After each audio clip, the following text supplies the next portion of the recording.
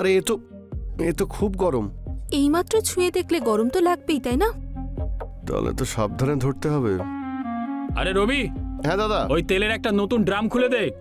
কালকে কাস্টমার খুচরো তেল চাইছিল। আচ্ছা আচ্ছা ঠিক আছে, আমি এখনই খুলে দিচ্ছি। বলছি যে তেলের কৌটো বেশি দিন খোলা থাকলে কিন্তু জমে যায়। বেশি খোলা থাকলে আবার বয়ে চলেও যায়।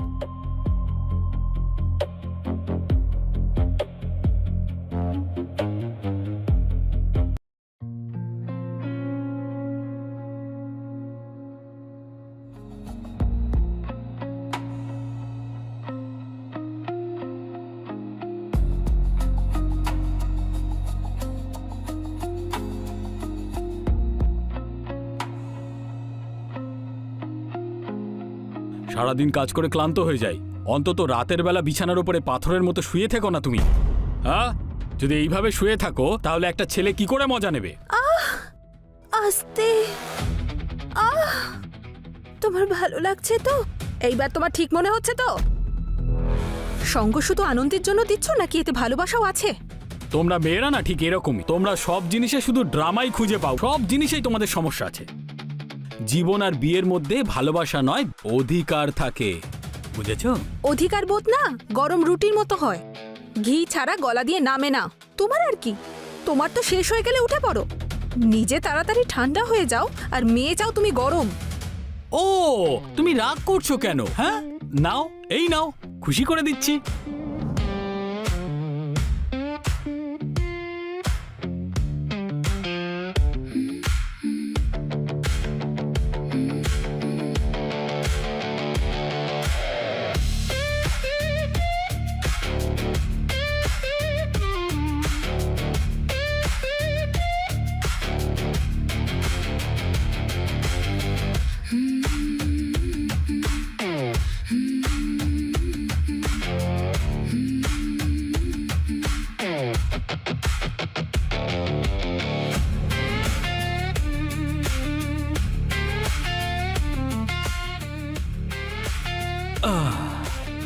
আমার তো হয়ে গেছে।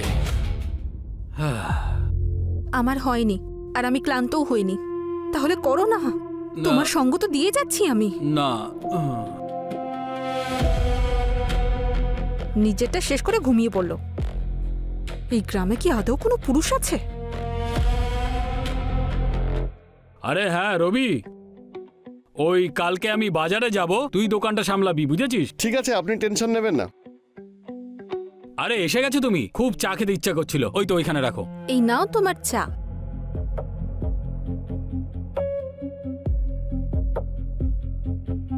আরে এ তো খুব গরম। এইমাত্র ছুঁয়ে দেখলে গরম তো লাগবেই, তাই না? তাহলে তো সাবধানে ধরতে হবে। আরে রবি, হ্যাঁ দাদা। ওই তেলের একটা নতুন ড্রাম খুলে দে। কালকে কাস্টমার খুচরো তেল চাইছিল। আচ্ছা আচ্ছা ঠিক আছে, আমি এখনই খুলে দিচ্ছি। বলছি যে তেলের কৌটো বেশি দিন খোলা থাকলে কিন্তু জমে যায়। বেশি খোলা থাকলে আবার বয়ে চলেও যায়।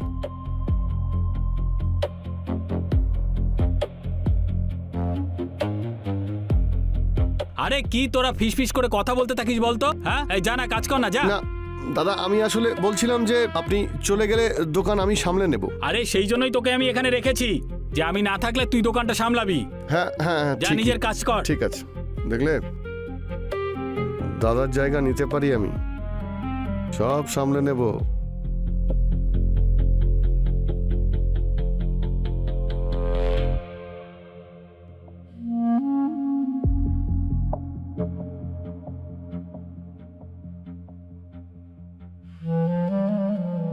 বৌদি নমস্কার।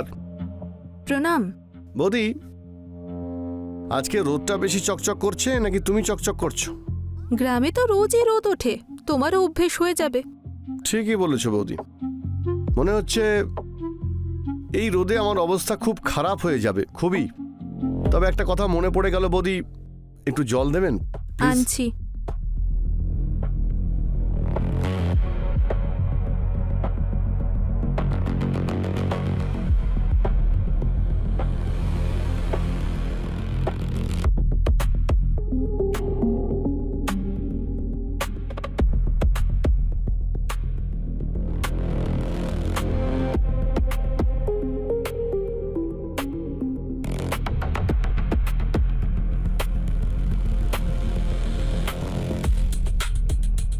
নাও জল। আরে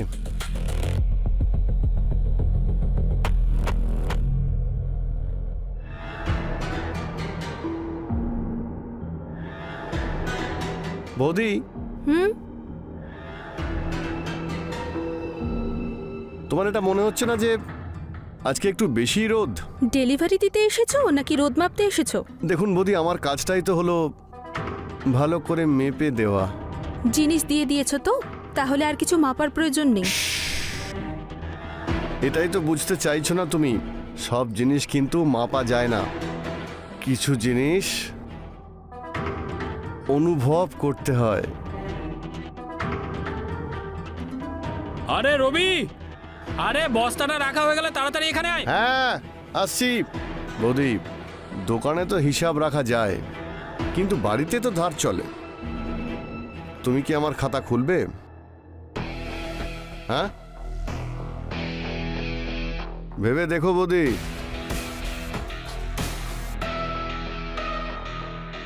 আসি। হ্যাঁ,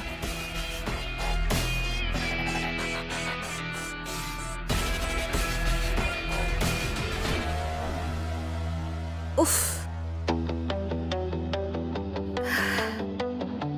আরে শোনো, বলো। আমি আজকে শহরে বাজার করতে যাচ্ছি। আমার আস্তে আস্তে রাতে একটু সময় লাগবে, ঠিক আছে? নিজের খেয়াল রাখবে তুমি। এই নাও, তোমার ব্যাগ গুছিয়ে রেখেছি। খাবার দাবার সব ভিতরেই আছে, যদি ঠান্ডা হয়ে যায় তাহলে গরম করে নিও। আরে পূজা, ঠান্ডা গরম করাটা তোমার থেকে ভালো কেউ জানে না। হ্যাঁ, আমি যাচ্ছি।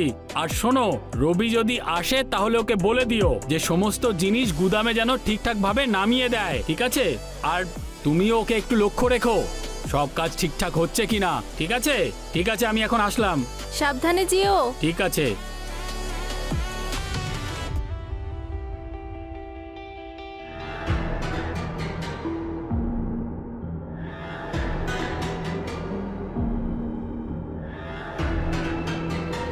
বৌদি, তোমার সেঁকার জন্যে আগুন নয়, ভালোবাসার প্রয়োজন। জিনিস নিতে এসেছো তো? শুধু নিতে নয়, দিতেও এসেছি। তোমার স্বামী কোথায়? বাজারে গেছে। মনে হচ্ছে আজকে খাতা খোলার সঠিক সময়। আচ্ছা, এটা বলো যে তুমি রোজ আগুনের সামনে এত কাজ করো, তাও এত ফর্সা কি করে? আগুন সবাইকে পোড়ায় না। নাকি যাকে শেখা উচিত সে ভালোবাসার যোগ্যই না? আচ্ছা, একটা কথা বলো, দাদা কি জানে ওনার বাড়িতে এত নরম রুটি তৈরি হয়?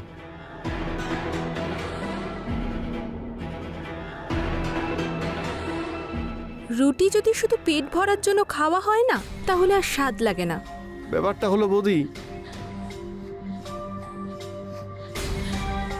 আমি ভালো স্বাদকে বুঝতেও পারি আর তার প্রশংসাও করি, কিন্তু রুটি বানাতে না সময় লাগে, আর সময়ের সাথে স্বাদও বাড়ে। তুমি ঠিকই বলেছো বৌদি। আমিও কিন্তু খাতা খোলার অপেক্ষায় রইলাম। কে জানে, ততক্ষণ হয়তো রুটি শেখা হয়ে যাবে। চললাম।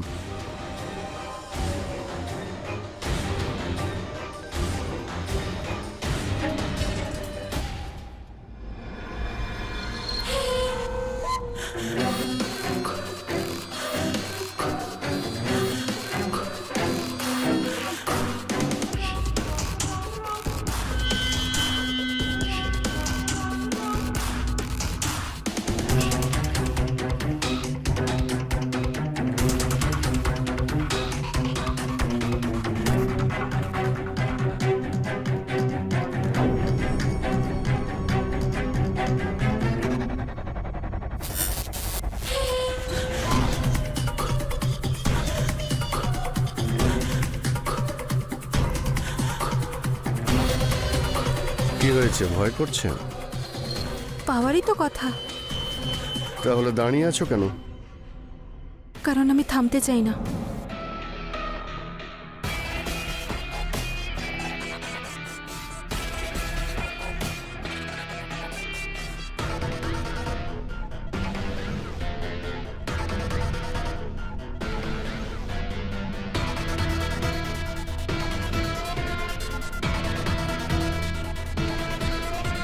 প্রথমবার এত সুন্দর কাউকে নিজের চোখের সামনে দেখছি। তাহলে এই সৌন্দর্য কি শুধু দেখতেই থাকবে নাকি এর মজাও নেবে, অনুভব করবে। একটা কথা বলবো বৌদি, তুমি আমার সঙ্গেই সুখে থাকবে। তাহলে আমাকে ভালোবাসো আর সেই ব্যথাও দাও যার জন্য আমি অপেক্ষায় আছি।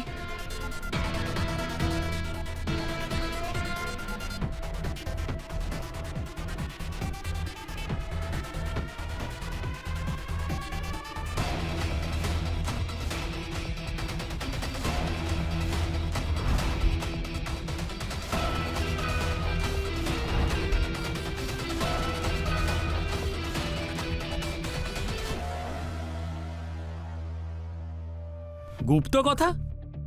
আরে এমন কি গুপ্ত কথা আছে? আমারও তো একটু জানা উচিত, বলে ফেলো। এটাই যে রবি খুব মনোযোগ দিয়ে কাজ করে, দোকান আর বাড়ি দু জায়গায় খুব ভালো কাজ করে। দেখো ব্যাপারটা হলো এরকম, আমার বাড়ির হিসেব না আমার কাছে আছে। ভালো এটাতেই হবে যে আপনি আপনারটা দেখুন, আমাকে বেশি জ্ঞান দিতে আসবেন না, বুঝেছেন? হিসাব তো তখন রাখা যায় যখন খাতা ক্লিন থাকে দাদা। মহেশ ভাই, যখন ইয়াং ছেলে দোকান সামলায় না, তখন কখনো কখনো মালিকের পেছনে গিয়ে মালিকের জিনিসও চেক করে নেয়। মহেশ দাদা, রবি তোমার বাড়িতে যায় কি না? আমি শুনেছি তোমার বউয়ের খুব কোলোজ নাকিও, হয়তো একা একা থাকলে হিসাব করতে সুবিধা হয়। মুখ সামলে কথা বল, নিজের এখতিয়ারের মধ্যে থেকে কথা বলবি সব সময়, বুঝেছিস? মহেশ ভাই, আঁখ ততদিন দাঁড়িয়ে থাকে যতদিন ভেতর থেকে ফাঁপা না হয়ে যায়। মহেশ দাদা, যৌবনের রক্ত কিন্তু টকবকে হয়, আগুন যদি একটু হাওয়া পায় না, আগুন আরো বেড়ে যায়। সাবধানে থাকবেন, নাহলে ওই আগুনে আপনার পুরো বাড়িটা জ্বলে ছাই হয়ে যাবে।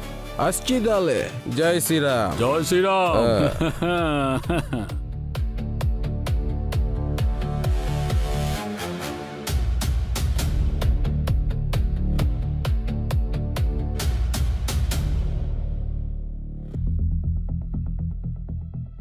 এভাবে কি দেখছো? দেখছি যে আজকাল রুটি খুব গোল গোল বানাচ্ছ পূজা, কি ব্যাপার বলো তো? এতদিন ধরে করছি তাই অভ্যেস হয়ে গেছে। ও, এমনিতে রবি তো দেখছি বাড়িতে খুব আসা যাওয়া করছে, আমি বাড়িতে না থাকলে কি ব্যাপার বলো তো? কি বলতে চাও? আমাকে সন্দেহ করছো? আমি তোমার স্বামী পূজা, বুঝেছো?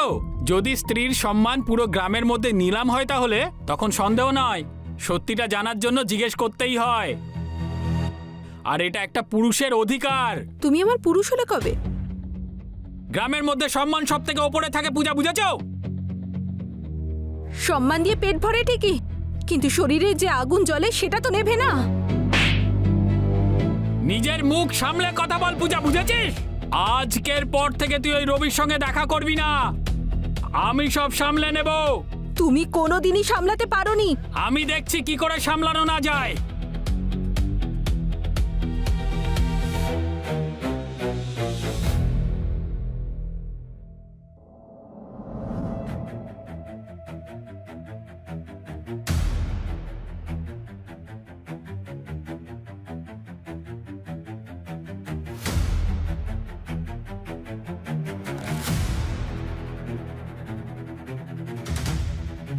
আমি জানতাম যে তুমি অবশ্যই আসবে।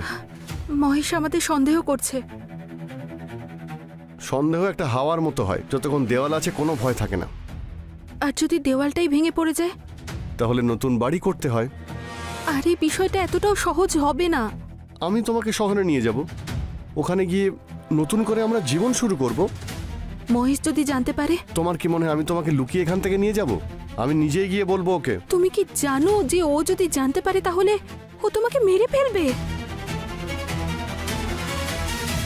তুমি একবার হ্যাঁ বলো, আমি তোমাকে কালকেই নিয়ে যাব। পাগল নাকি তুমি? আর যদি তোমার কিছু হয়ে যায় তাহলে? যতক্ষণ তোমার ভালোবাসা আমার সঙ্গে আছে, আমার কিচ্ছু হতে পারে না। আই লাভ ইউ পূজা, আমি তোমার জন্য সব কিছু করতে পারি।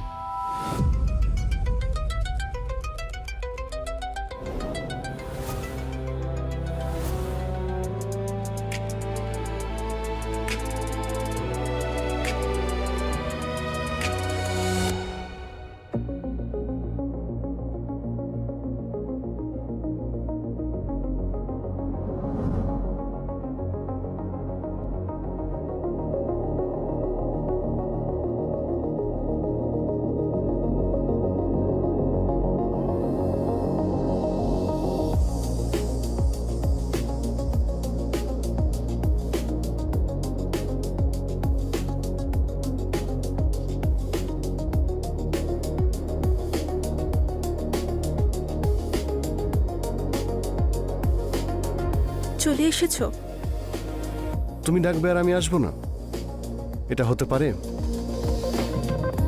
ডাকতে তো হতোই, যাতে হিসাবটা সমান হয়। যদিও ঋণের বোঝাটা বেশি বেড়ে গেছে।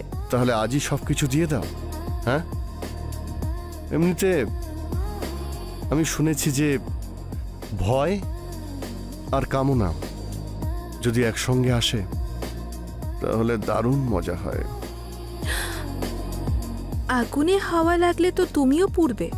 আমি তো তৈরি তোমার আগুনে পুড়ে যেতে। হ্যাঁ, সত্যি?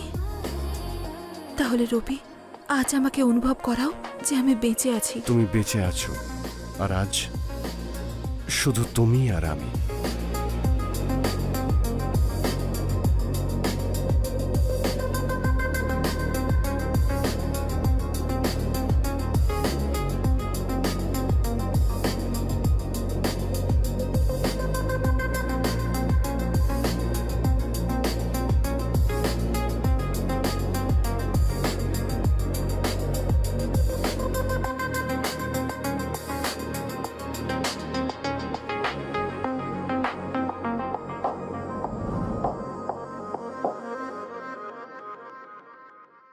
মহেশদা, মহেশদা, বল। তোমার সঙ্গে কিছু কথা আছে। হ্যাঁ তো বল না, কি কথা বলতে চাইছিস তুই? আমি তোমার বউ পূজাকে খুব ভালোবাসি।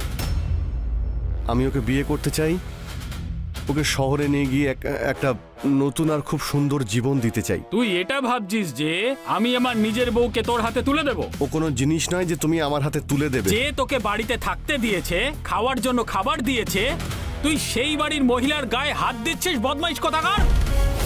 আমি হাত দিইনি, কিন্তু আমি ভালোবাসি পূজা বৌদিকে। বদমাইশ কোথাকার! নিজের নোংরা মুখ দিয়ে আমার স্ত্রীর নাম পর্যন্ত নিবি না। তুই জানিস যে গ্রামের সম্মান কত বড় হয়? হ্যাঁ, মহেশদা, কাল আমি ওকে নিতে এখানে আসব। তোমাকে না বলে নিয়ে যাওয়াটা ভালো মনে হয়নি বলে তোমাকে বললাম, কিন্তু কাল আমি আর পূজা চলে যাব। কালকে রাতে না? আমি আসছি।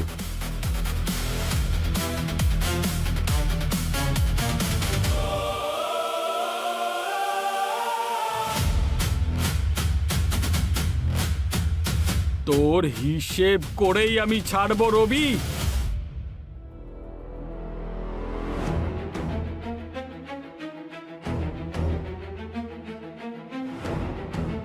রবি, আমার তোমার সঙ্গে থাকতে ভীষণ ভালো লাগে, কিন্তু এভাবে লুকিয়ে চুরি আর কতদিন কাটবে? শুধু আজকের রাতটা পূজা, কাল থেকে তো আমরা মুক্ত হয়ে যাব। সত্যি? তাহলে থামলে কেন? আজ রাতটা আনন্দ করো। সেটা তো ঠিকই বলেছ।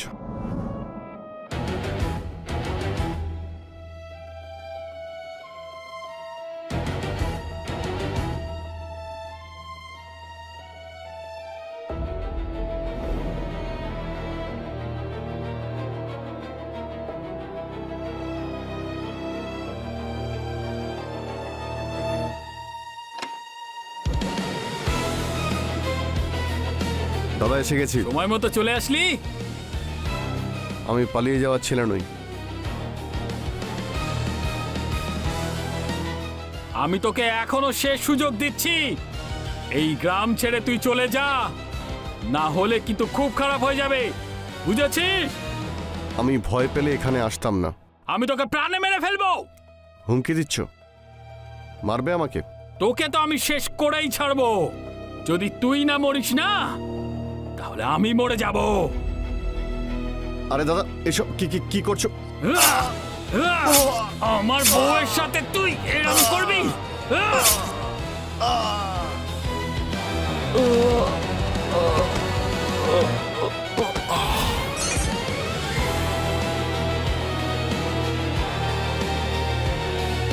বদমাইশ কোথাকার!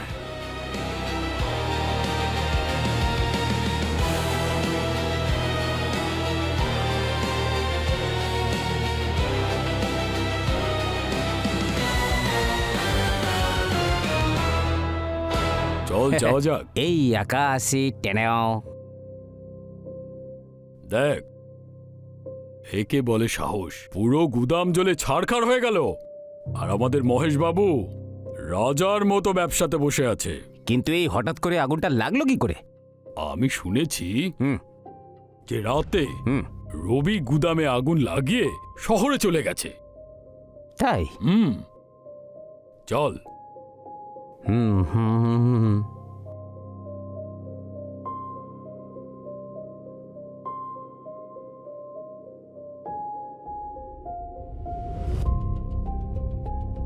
শোনো, তুমি রবির জন্য অপেক্ষা করছো না?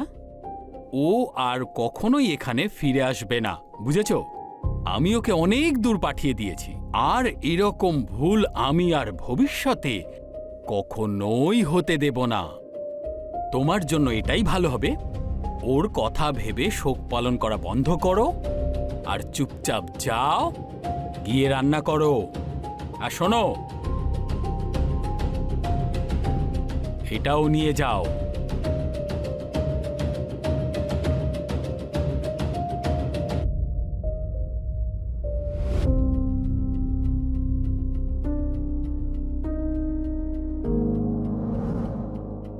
অবশেষে অবশেষে ভালোবাসার আগুনেও পুড়েই মরল।